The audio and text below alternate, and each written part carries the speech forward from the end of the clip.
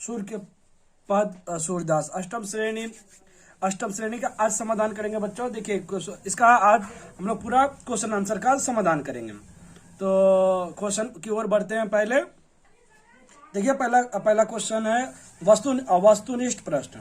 अनाथ होकर कवि कहाँ बैठते हैं? तो देखिए पेड़ की डाल पर, छत पर, सड़क पर, नाव पर। पेड़ की डाल पर, तो ये लिख दीजिएगा।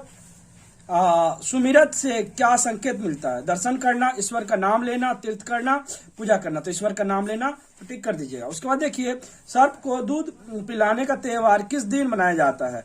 देखिए होली में नहीं मनाया जाता है, दीपावली में दीप जलाया जाता है, गणेश चतुर्दशी में गणेश जी का पूजा किया जाता है, तो नागपंचमी के दिन। तो नागपंचमी के दिन आप लोग टिक लगा दीजिएगा। देखिए उसके बाद है सूर्य के डूबते ही कमल की पंखुड़ियां क्या हो जाती है? फैल जाती है, सिकुड़ जाती है, गिर जाती है, उपरोक्त में सभी से। देखिए सूर्य के डूबते ही कमल की पंखुड़ियां जो क्या होती है, सिकुड़ जाती है, और जैसे सूर्य उदय होता है तो फैल जाती है। तो ये देखिए यहाँ पे क्या दिया हुआ है, सूर्य के डूबने पर तो फूल की पंखुड़ियां सिकुड़ जाती है। उसके बाद देखिए कवि पहला नंबर है लघुत्तरीय प्रश्न। कवि किसकी प्रार्थना करता है? तो देखिए लिखिएगा कवि श्री कृष्ण जी से प्रार्थना करता है। तो किससे प्रार्थना करता है? तो श्री कृष्ण जी से। उसके बाद है देखिए बाण कौन साधता है? तो देखिए बहेलिया बाण साधता है। उसका देखिए मन को किसका साथ छोड़ने के लिए कहा गया है? मन को हरि के संग होने के लिए कहा गया है, हरि का साथ नहीं छोड़ने के लिए कहा गया है। मतलब यहाँ पे बोल रहा है कि कुमति जो होता है, कुमति का साथ छोड़ने के लिए। तो मन किसका साथ छोड़ने के लिए बोला है? तो कुमति का। तो यहाँ पे कुमति भी लिख सकते हैं, यानी तो लिखिएगा आप लोग हरि का साथ नहीं छोड़ने के लिए कहा गया है। उसके बाद देखिए पाय पान कराने पर भी कौन विष का त्याग नहीं करता है? तो इसका देखिए लिखिएगा पाय पान कराने पर भी सांप विष का त्याग नहीं करता है। तो कौन नहीं करता है? सांप नहीं करता। इतना लिख दीजिएगा तो हो जाएगा। देखिए गंगा नहाने की बात किसके लिए कही गई है?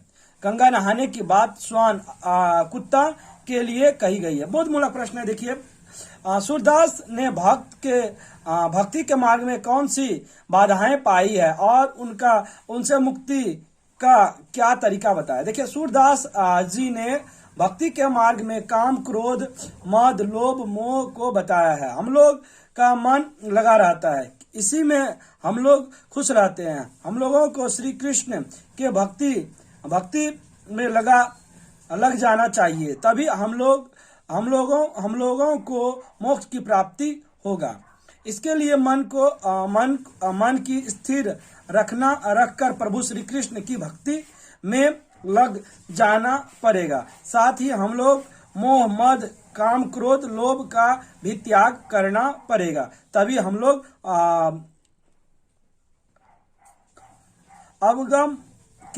आवागमन के चक्कर से मुक्ति मिल पाएगी। हम लोगों को तभी आवागमन के चक्कर से मुक्ति मिल पाएगी। उसके बाद देखिए सूरदास ने मन को क्या समझाया? सूरदास जी ने मन को श्री कृष्ण की भक्ति में लगने के लिए कहा है। मन को समझाते हुए कहते हैं कि रे मन, प्रभु की भक्ति कर ले, तभी मोक्ष की प्राप्ति होगी। काम, क्रोध, मद, मोह, लोभ में प्रतिदिन लगे रहने पर मोक्ष की प्राप्ति नहीं होगा। क्या सांप को दूध पिलाने पर भी वह विष का त्याग नहीं कर पाता? तो कौवों को कपूर खिलाने से वह सफेद नहीं हो सकता। मकर के जाल से आभूषण नहीं बनाया जा सकता। ठीक इसी प्रकार प्रभु श्री कृष्ण के भक्ति किए बिना हम लोगों को मुक्ति नहीं मिल सकता। देखिए उसके बाद है कि देखी शयन गति त्रिभुवन का पय, इसी विरांत भ्रमय का आशय स्पष्ट करें। इसका आशय लिखना है तो देखिए लिख दीजिएगा। प्रस्तुत पंक्ति सूर्य के पद से ली गई है। इस पद के कवि सूरदास जी हैं। सूरदास जी कहते हैं कि जब माता यशोदा प्रभु श्री कृष्ण को सुलाने का प्रयास कर रही है, तो इसी दृश्य को देखकर सभी देवतागण मैं ये बातें होने लगती है कि जो तीनों लोकों के स्वामी हैं वह भी किस प्रकार माताओं के सुलाए जाने पर सोने का स्वांग रच रहे हैं, जैसे जैसे कि वह वास्तव में ही सो रहे हैं। इस दृश्यों को देखकर सभी को आश्चर्य होता है, क्योंकि प्रभु श्री कृष्ण के बिना एक पत्ता भी हिल नहीं सकता है, तो यह माता किस प्रकार श्री कृष्ण को सुला सकती है। इतना ही लिखना पर्याप्त है। आशा है कि आप लोग को समझ में आएगा।